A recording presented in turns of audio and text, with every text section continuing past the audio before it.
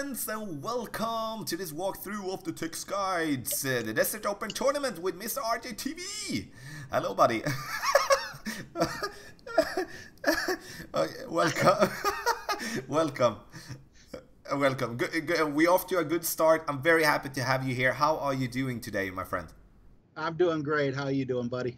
I'm good. I'm very good, actually. So I'm very excited to go through the Desert Open tournament here, the Textguides for it. We do have 5 new holes to play, a full 9 of the Oasis. First, I want to just make clear that if you want to save down the Textguides to your computer, or if you want to print them out or something like that, check out the video description. You will find the link to the Imgur file where you can get the Textguides. Also, if you want to participate in any of the tournament chats, then you can make a comment on the post in Golf Clash United on Facebook. Then you will be added to that messenger chat with a lot of people, great knowledge, sharing shots, sharing scorecards, but just the most important part, having a lot of fun. So both me and RJ, we're going to stream our rounds, and we're going to be cover basically what basically every division when it comes to the tournament. There is of course a lot of other streamers out there, so check them all. The more streams we're getting, the more content we're getting, the better it will be for the community. So we're going to start off with hole number 1, par 5. I really want to hear, do we go straight, do we go right, how do we play this one? Well, I really like the black line, but I love the way you opened up the video by saying check out the other content creators, because I have 2 ways I want to tell you about this hole. The first way is the way I've always done it, and the second is from one of my favorite content creators. The first way is just take the extra mile, bring a marlin, you know, knock down that wind just a little bit, aim that ball right up in the corner over there where that first black box is, full top spin. Generally with like an extra mile 5 will ensure that you don't run off of the green there into the rough. And then you could bring your Viper for you on the second shot. Just remember for both second shots that I'm going to tell you about, you are going over a large body of water, so you will have to adjust a little bit more. I believe it's an extra ring. Then on doing homework and trying to figure out how am I going to do the best job I could possibly do in in this tournament coming up, I came across this video by this guy, Golf Clash Tommy, and I saw him using a rock. Now, he did have to use a Power 1 ball. I believe it was a Quasar, correct me if I'm wrong. But in Rookie, if you are going to, if you do have these balls, use them, because you're going to win more balls the higher you place up. So use the rock or the quarterback. Both are fine. They both have better ball guides. They both have excellent accuracy. And go ahead and bring that big dog with you for that second shot. Definitely an albatross shot. However, if you get the eagle, anytime you could start a tournament off with an eagle, that's awesome. Yeah, I couldn't cover it better myself, to be honest. Well explained. I would say for Pro and Expert and for Masters, of course, we're going to play from a different tee, which means that we're going to have a bigger problem to reach over to the fairway that we want to, like according to the black line. If we're having a difficult headwind, and I'm mostly talking to Masters, if we're having headwind in Masters, you are not by any means going to be able to reach over the rough there according to the black line. Then you need to play it according to the white line. And then you need to be very accurate by putting yourself as close to the rough there as possible. And if you have to play that way, then this is an eagle hole, definitely not an albatross opportunity hole. You will get the opportunity, but while having that bunker in the way according to the white line, as you can see there on front, then you're going to be having a very tough time. On Pro and Expert with headwind, you should be able to reach over according to the black line if you do have the topspin on your club for it. And of course, a Titan Kingmaker or even a dead ball will be required when you're playing from the second tee or from the third tee here. And bringing out, as RJ said, it's like you can play it in basically 2 ways. If you do have an upgraded ball like Power 3, Power 4 as you do have on Kingmaker, Titan and Dead Ball, then you can play with a sniper for your second shot if you go according to the black line, also according to the white line. But if you're playing with a Navigator or a Quasar that do have Power 1, then you need to play with a wood club that do have some more distance, which will be the Cataclysm or the Big Dog or a maxed out Guardian. So hole number 1, and we're going to go through to hole number 2, and hole number 2 is going to be the first of the new holes that we're going to play, and all I see is a bunch of white and blue, basically, and a tiny bit of green. So how can we manage to make this birdie in an easy way possible? The easiest way possible for me, through practicing for the past couple days, is once again the black line. Bring your extra mile. I think you'll be fine with the marlin. You should be able to reach. I never really needed anything much more. I use some top spin, and make sure you bring your big dog. You want to bounce. I'm sorry, for your extra mile, you want to bounce on that first fairway island over the sand. And then for your second shot, the big dog will ensure that you can get on the green in two. I say marlin, once again, I think that everyone who takes tournaments seriously, you probably shouldn't bring a basic white ball, because you're going to win more balls in the tournament. So go ahead and use them, and you know, knock down the wind so your adjustments are a little better. But notice, there are 2 areas of water there. So both of your shots, correct me if I'm wrong, Tommy, I believe you're going to have to add an extra ring for each shot, your first shot and your second shot. Yeah, I would agree to that, absolutely. And the extra adjustment is definitely something that you need to do. While playing over water, that means that the ball will be affected more by the wind. And when it comes to the oasis in general, that's why people are having such a big problem with it, as all of them do have a lot of water. I would say directly, I know that fairway spot in the middle of the picture that has no line with it, that is a no-go for me. Absolute no-go, because that fairway do push your ball out to the right, so it requires that you have a lot of curl combined with topspin. Sure, if we do have straight tailwind, you have a berserker and you can easily, without having to overpower a shot, get over there, maybe, but then everything needs to be 100% for that particular shot. Otherwise, I go left side. According to the black line, it's the easiest way to get to the green in two without having a big problem. Because the problem we have with the white line is that even though we reach kind of far with our shot, we're going to have a club with a lot of backspin. Then it's not the backspin that you do have on a sniper, it's the backspin that you do have on a guardian. So you basically have to have max backspin, and you will have to have at least side wind for your second shot to be able to reach in a good way to put yourself on the green. So left side for me, bouncing it over. Have in mind on that fairway, and that of course applies on every division, is that the second fairway spot do slope way much to the left, just by the end of the fairway. Like on the left end of the fairway, it slopes down left. So rather take a ball with a lot of with some distance combined with side spin to the right, so you can actually use that to counter for the push that you're going to get if you're having like side wind right to left. And Pro and Expert and Masters use the ball with the most distance. If having tailwind, maybe could discuss the Berserker, but otherwise Kingmaker, Titan, or a dead ball.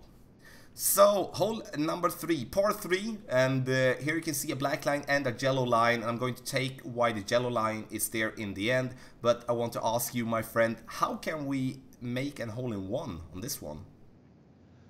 Ooh, hole-in-one.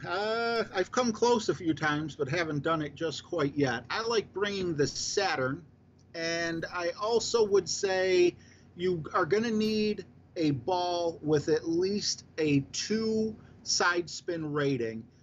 3 would be even better if you ask me.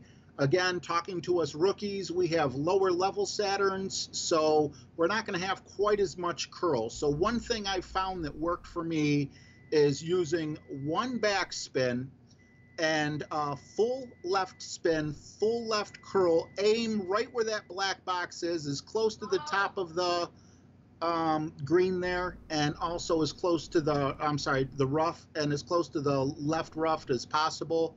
But leave yourself a little bit of margin for error, and then the ball will just filter its way as close as it possibly can to the ball there.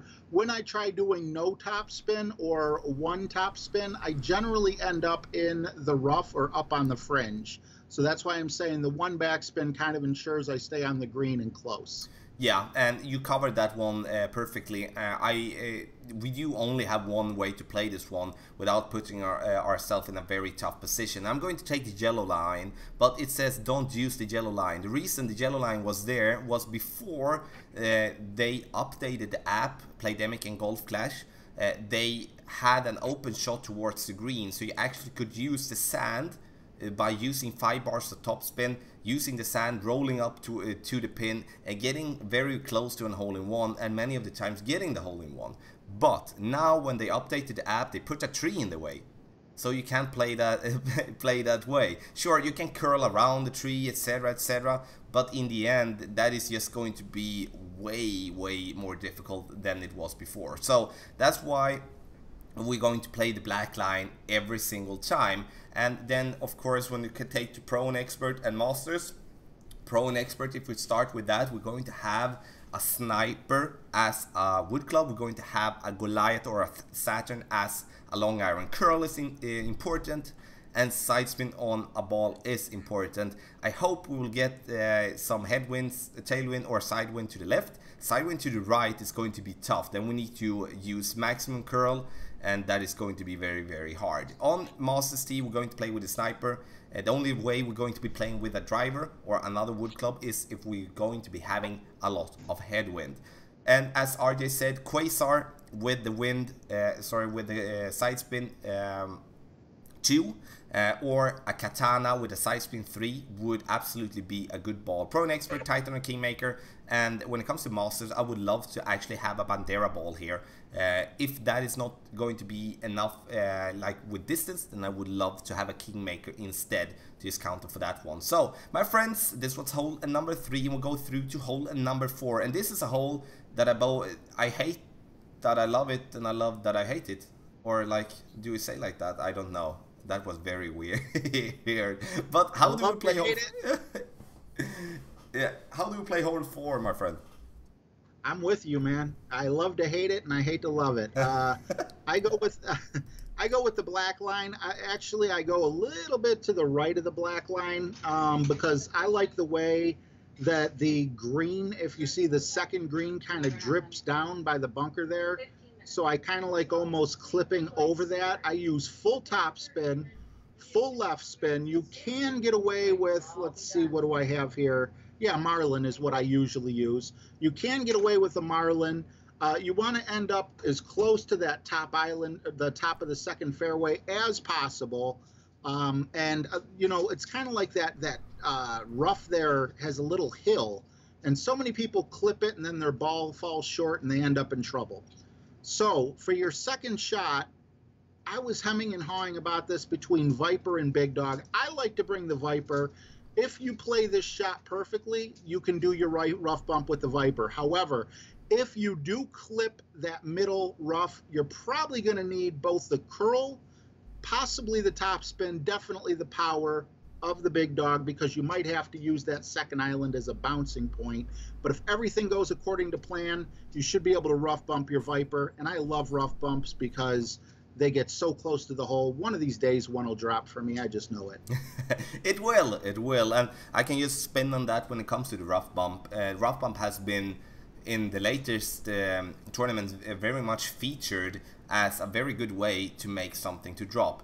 And I can just say, like, Viper, Big Dog, I would say like less distance or distance is going to be like how aggressive you're going to be playing. The key here is the driver. If you are making your drive correctly, then you can play with whatever wood club you actually have. So it's the drive that is going to be very important. I would also like consider, while playing rookie, you can play with a quarterback with a Titan as well to get that extra accuracy and ball guide, because the Titan's distance will equalize the less distance of your driver, like your quarterback. So, but for Pro and Expert, sidewind or tailwind, no problem to reach over there. Headwind is going to be very hard, and I would say like we will not be able to reach over the rough if we are having headwind. Then we need to play up short, and I would just take that with Masters as well. Like headwind in any type of form, we will not be able to reach over the rough. Then the rough bump will be dead. So if we can't reach over for the rough bump, then we need to play according to the white line. We need to put ourselves as close to the rough up to the left as possible. Then we of course need to be very, very good with our second shot. We can reach over to the green there, but headwind again, then we need to play up. So the wind is going to decide how we're going to play this hole. White line is going to be very, very hard. You need to have a lot of curl, a lot of topspin, and also side spin to be able to make the green. It is possible. I've done it myself, so it's not that it's the end of the road, but you know, it's going to be very, very tough. When it comes to the rough bump, that I forgot to add is that always use 2 bars backspin. Always. Doesn't matter what club you have, Big Dog, Viper, Sniper, Guardian. 2 bars backspin. You can play first tee, second tee, or third tee. The only way that I would add more backspin, or reduce it, if I would be having a massive headwind or a massive tailwind, then I would be having 2.5 bar backspin if massive tailwind, 2.5 bar backspin if I have massive topspin if I have massive headwind. So so hole number 5, come to the second par 3. This is actually, I don't know if you knew that, my friend, but this is actually the first time we play this hole in any tournament. So how do we play this one? Well, yeah, I remember you saying that actually during the stream right before we started doing this video, and it kind of surprised me because I play this one a lot. This one for me has always been straightforward. I like the white line. I don't know if they recently changed something, but I noticed that the ball has been getting away from me and going much further past the pin. So one of the adjustments I made is going and putting my rough bump a little bit further back, and also using a little more, backspin, and just ensure that you do not get stuck on the rough, because you don't want to, you know, be forced to take that shot from the rough, but at the same time you don't want to be forced to take a long putt. It's a very tactical shot. You can definitely take the black line as well. I've seen a lot of people doing that, but I still prefer personally for the white line, and I would bring something accurate. You know, if I can't remember if Rookie uses a backbone. Okay, yeah, backbone. Sorry, backbone would be perfect for this particular hole.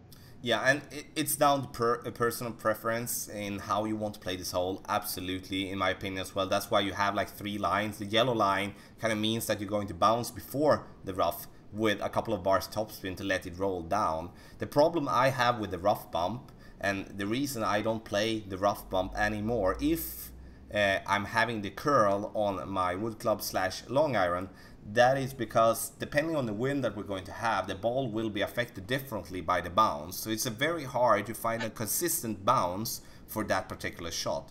But I would say that for those players that are going to play the rough bump, it's definitely going to be possible to make the hole in one, but it's also going to be add to that you can sometimes go very short in rough, and you can also roll past basically the whole green. So you need to have that into account as well, and that is just how this hole works. That is not a glitch. That is not like something wrong with the hole. It's just how it is. So when it comes to the black line, if we take that just a little bit, when we come to playing that one from the front tee, then you need curl and you need side spin.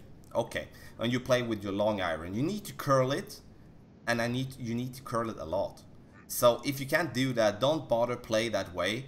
If you're not just going to be playing yourself to the green and make an easy putt for a birdie. But if you play from the second tee, you're going to play with your wood club, and then you're going to play with your wood club in minimum distance.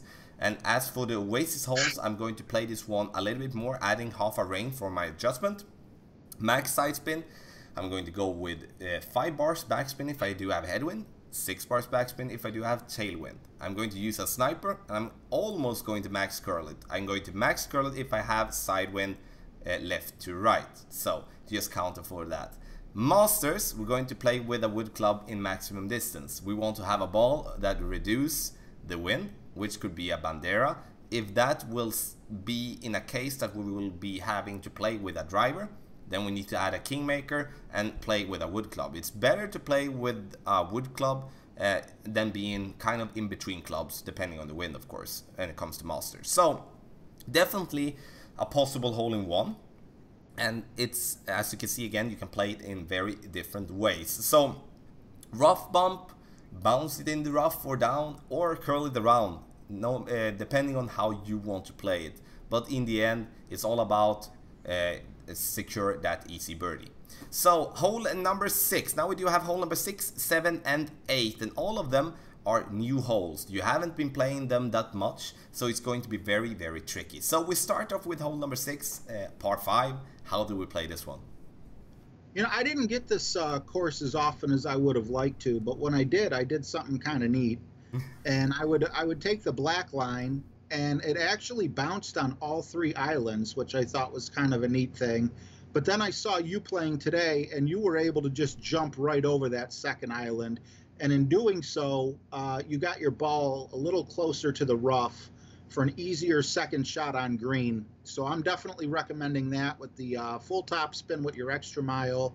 And I would, you know, I hate to say it because it's such a skinny fairway up there, but I'm thinking big dog, and I'm also thinking a power 2 ball during the tournament might be in order here.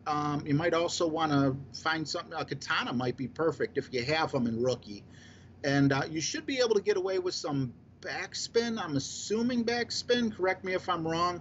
To land on the tiny little green you see up there by the flag. It's so scary when you put top spin on the big dog, first of all, for lack of a ball guide, but also on such a small green. Yeah, and the big topper will be perfect to bounce over there. The amount of topspin is going to be needed, especially if we do have headwind. And counter that with a power ball in some way, perfect. You can do a double bounce, you can do a single bounce. It all comes down to what type of wind you have and what type of driver you have. So if you do have a driver with less amount of topspin, that maybe less than an Apocalypse, you maybe have an extra mile, level 6, level 7, and that do not have that much topspin, then you should be aiming for having that double bounce, because then you will reach further on the last fairway. Otherwise, try to bounce it over directly, and then you of course need to use a full topspin on your driver. And I would see that as an Apocalypse 5, Apocalypse 4, Apocalypse 6, 7, Extra Mile 8, or maybe a Thor's Hammer shot, in my opinion. The thing that I want just to change just a little bit by your explanation, RJ, is that we do most of the times going to have topspin on our second shot. The reason for that is that it looks like an easy shot, but the reason we're playing on the the black line is that we're going to have an open shot for the pin. We have like the bunkers on the side that we can just roll past. But even if we're having a big dog with a Titan or having a Cataclysm with a Titan, we're still going to be needing to have at least a couple of bars topspin. Headwind, then we most of the times going to be having to have max topspin. So it's just very, very important to stay away from the bunkers there, right or left. But otherwise than that, then you can just get the topspin to roll your ball down towards the pin. White line, I would consider that to be a line for masters. If we do have headwind or if we do have some side wind, then I think it would be too tricky for us to go left side, even though I would prefer to go that side. But from the 30, it's going to be tough. Then we need to, of course, reach as far as possible on the right side and then just land it to green and focus to get that eagle, because this, again, this is going to be a hole that's going to be tough. It's new, not many players have been playing it, and many players will be dropping a shot or two on this one. We come to the last par 3. We have a couple of lines and we have a lot of waters and a bunch of islands. So how do we play this one? Personally, I am going very conservative on this one, and I am bringing a Viper with, and I'm taking the black line where I'm gonna drive over that island in the middle, and I'm gonna take my first bounce on the fairway over the rough and try to land near the flag. I saw, you know, you could bring a big dog and potentially do a rough bump, but for me, the target's so big on a big dog, I don't have faith in my skills there. So I'm just recommending the black line there. One bounce, I would probably bring a power one ball as well, just to ensure that you have, just what is it, like 6 extra yards or whatever it might be, to be able to roll right on up to that pin. Hopefully get in, but if not, give you an easy putt. Yeah, I couldn't agree with you more. It's all about, like, you can go rough bump, you can bounce it over. That is all about how secure you're feeling about hitting the ball perfect. Because even if you line up your shot perfect and you hit your ball great, it's going to lose distance. And the worst thing that you want to do is to bounce yourself over the green just because you missed the rough bump. But if we take the aggressive part of it, then the rough bump is absolutely the best way to get an hole-in-one, at least in my opinion.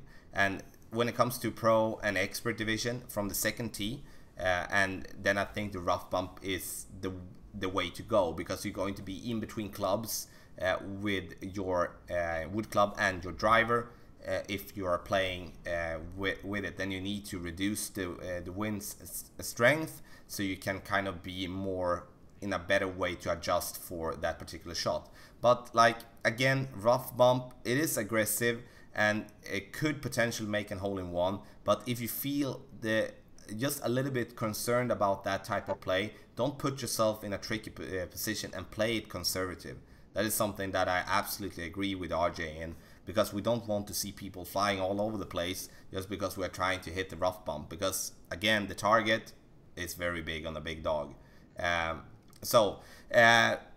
Interesting hole 7. I really like it, and it could, like, risk and reward hole. It's going to be interesting to see the wind. Side wind, easier to hit the rough. Tailwind, headwind, harder when to adjust for. So, my friends, 2 more holes to go. We're going to keep it going. I know it's a long video, but I hope you're enjoying it so far. So, hole number 8, short par 4. I talk about this one as it would be the easiest hole in the tournament. Do you agree? I do. Personally, I have myself taking the black line and bouncing right where that first square is and rolling up as far as possible. Let's see, what do I got here? Bring yourself a quasar. You should be fine with your extra mile. And then that'll set you up for a very easy rough bump. I just said I was afraid of the last rough bump. I am not afraid of this rough bump.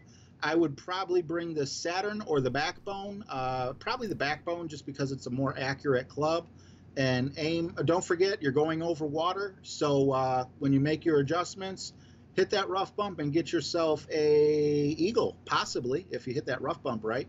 Yeah, and yeah, well explained. Oh, I'm sorry. I forgot to say, full top spin on your drive, full top spin, full left spin, and also full left curl is needed. If I just left it there, you're going to end up in the rough. And I did not want to forget that, guys. I'm looking out for you. And that's the main reason for Quasar.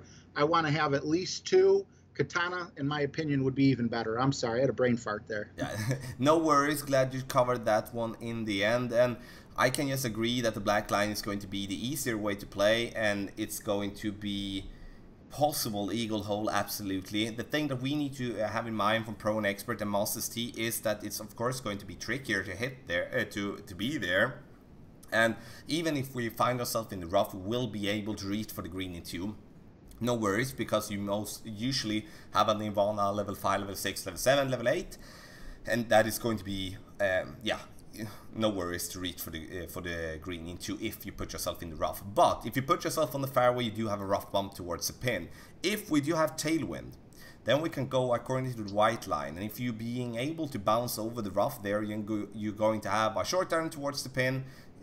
Black line, you're going to have a long iron most of the times towards the pin. The main thing is stay away from the trees in the middle. At least don't put them in your sight. So last but not least, we're going to play a hole 9. That even though I have drawn it in a way that you should be able to reach for the green in 2, but I will have to say that in my opinion this is in 99 out of 100 times a birdie hole. But how do we play hole number 9, my friend? Wow, this one makes my head spin. I got to tell you that. It's a scary one, and I completely agree. This is a par 5 birdie hole. Count yourself lucky if you get the eagle. Once again, you might as well. I'm going to change my name from It's RJTV to Take the Black Line. I like the extra mile. I also like a power 3 ball, guys. I would not shy away from a kingmaker here if you got it. And I would go full top spin, land your ball right where that first box is, put some right spin and right curl, because remember, the extra mile 5 doesn't have much curl, to try to get up into that teardrop shape area up there as much as you're comfortable doing. You might not need to put such curl on with three bars of side spin. You kind of test it out, see where your ball guide is, but basically you want to set yourself up for a nice second shot. For your wood shot, I have a Viper. And the reason I have a Viper is I don't want to get aggressive and try to do any guesswork jumping over the water, or, well, actually, I don't want to jump into the water. That would be the biggest fear. I would feel much better just using the Viper, put a little bit of backspin on if you can afford to put some backspin on there, you know, have control so you don't end up in the rough or anything, and then just use your wedge over the water and hope that you're able to get your birdie there, is the way I would tackle this hole. Yeah, and I can just spin on with that as well. It's a birdie hole, and you can see, according like with the driver adjustment, you see wood club as well, that it's not that you have a lot of fairway to work with. You have so little fairway to work with that you really need to be spot on with your adjustment for your drive, for your wood club, for your wedge / short iron to the pin. And that is not that many holes that has that. We do have par 5s that are very, very hard, but often you do have either a very open drive, so you don't have to be like 100% spot on, or that you have a wood club. That means that you don't need to be spot on with that adjustment either, and surely don't have to hit it perfect. But now we kind of need to hit it perfect. We need to play our best game on this hole to be able to manage to be close to an eagle. And I would say in many of the times we're going to play ourselves up exactly as RJ explained, and then of course we can go with more accurate clubs if we want to be aggressive and if we have tailwind, and we need tailwind. So if we have tailwind, then we can try to give ourselves that bounce over to that little fairway just on the right of the second black marker. From that position, we kind of need to go with a club that has a big amount of curl. And if we do have tailwind for our drive, that means that we're going to have sidewind for our second shot towards the pin. And then we can curl it in the wind and do like a double bounce over the bunker to the second fairway patch, and then maybe bounce it over to the fringe or to the fairway just by the green. Then we should have an eagle locked in. But as you hear, that is kind of the only way. Headwind or sidewind for your drive, no. And then, yeah, you're not going to be able to do that. And I would love to see suggestions on this hole, to be honest. But in the end, I've been played this hole very many times with various wind. So I say lay it up. The only thing that I want to add with lay it up is use a club with a good amount of backspin, because the pin stands short if you do approach it there over the water. So a good amount of backspin is required to be able to go for the pin. Otherwise you will just have to play it for the green and then putt it in for a birdie. Yeah, it's a lot of talk and it's a lot of ideas, suggestions, and we welcome any type of suggestion that you may have yourself that are watching this video. Because you maybe find a way yourself, or maybe you have a question about the way that we did explain. So please make a comment with that in the comment section below. If you do like the video, hit the thumbs up as well, would be much appreciated. To summarize the video, at least from my end, is that we're going to see low scores. Even though we're going to have tailwind, we're going to have to focus on one thing, that is ball placement. And that means that we need to focus on where to put our drive, where to put our wood club to be able to stay on the fairway and stay then on the green. So there is not going to be that many opportunities that even with a good amount of tailwind that's going to be able for you to go maxed blast drive down the middle to then reach for the green and maybe potentially ship it in with a rough iron or a sandwich very, very close to the green. That will not exist in this tournament. So have that in mind when you go into it. So any final words from you, RJ, before we end? No, that last hole took me through a loop. Yeah. It's going to be very, very tough indeed. And hole 9 is always like very, very tough. And yeah, so it's going to be interesting. But like for video guides and everything like that, check out the channel. You can see a video and hole guides, playthroughs, everything. And when it comes to the tournament week, streams will be up basically every single day for both me, RJ, and other content creators around the community. So in the end here, my friend, thanks a lot for watching. The link is in the video description down below. Yeah, let's end this one, my friend, with the one and only, like 2 words. One and only 2 words. That's what's weird, really weird. I'm tired now. But yeah, so how do we end the stream? Let's do it. Happy stroking. Happy stroking, everybody.